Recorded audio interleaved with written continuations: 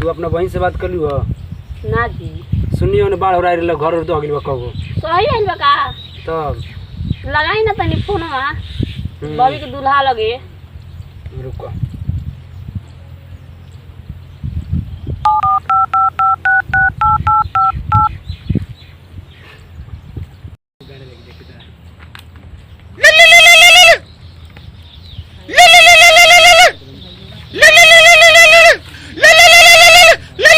Hello नमस्ते साड़ू भाई। ए महाराज को दिन के बाद फोन कैले बानी और सुनाई समाचार।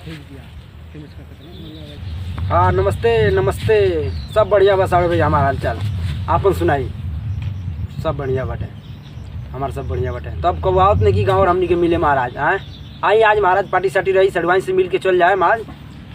आई आज तब हमनी ठीक बा साड़ू भाई। हाँ तब आओ तन तैयार कले रही ठीक बा आओ तन।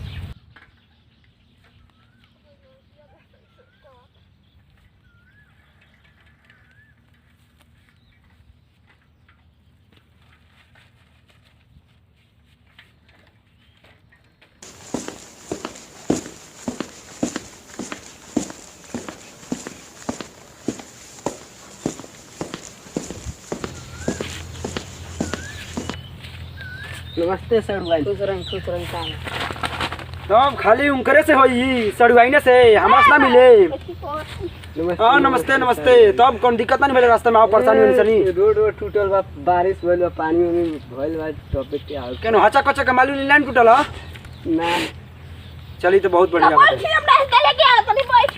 बैठे बैठे जा हां घेवड़ा एगो लाम की थी दिलई आई का घेवड़ा। हां आई थी ले जा सब्जी बनैया खतरनाक सब्जी बनैया मुंह फाड़ सब्जी। सड़ भाई तब और बताई सड़वाई के सब हाल चाल सब बढ़िया बानू के रहत सड़वाई। हां वो तो ठीके बानी। ए सड़ुआई तो गजब झल्ले बानी बे रउआ के सड़वाई देख ले तो बड़ी खाता धले बानी। हमरा रहते हुए में इतना सड़वाई ना झात रहली है। सड़ुआई तो पहले बहुत फुअर पातर रहतन ए तो उ मेहमान लोग के देखली तो बहुत झारली। चलो तनी आज हम अपना दीदी के छेना पेड़ा दूगो छेना बाई पेड़ा बा खूब अपना बहिन के दूल्हा खाली नाश्ता करे।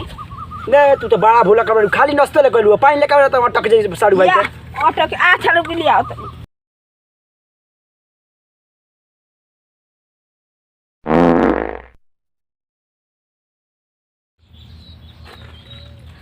रे सो गई ते कितना खतरनाक आदमी बड़े ई तरह ई सब करे रहला त होन जाके पोहरी में कइल देला ई सब। हैं हमरा के जानी एक बैग आइल तो हम का करी बताई ना तने तोर बुझा त साड़ू भाई का पम पाद से एलर्जी हो पम खातना बइन का हार्ट अटैक आ गेल कोई के जानी मैं एक बैग आइल तो का एक बैग आ जाला कोई तो कुछ करेला कम खतरनाक बढ़ते देखो ये जान तो बड़े बड़े एक बैग आ जाला।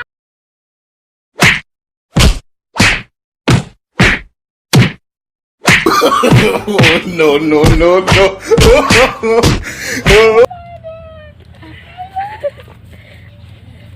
ए महाराज रउआ घर ना हम सड़ुआन के पास बहुत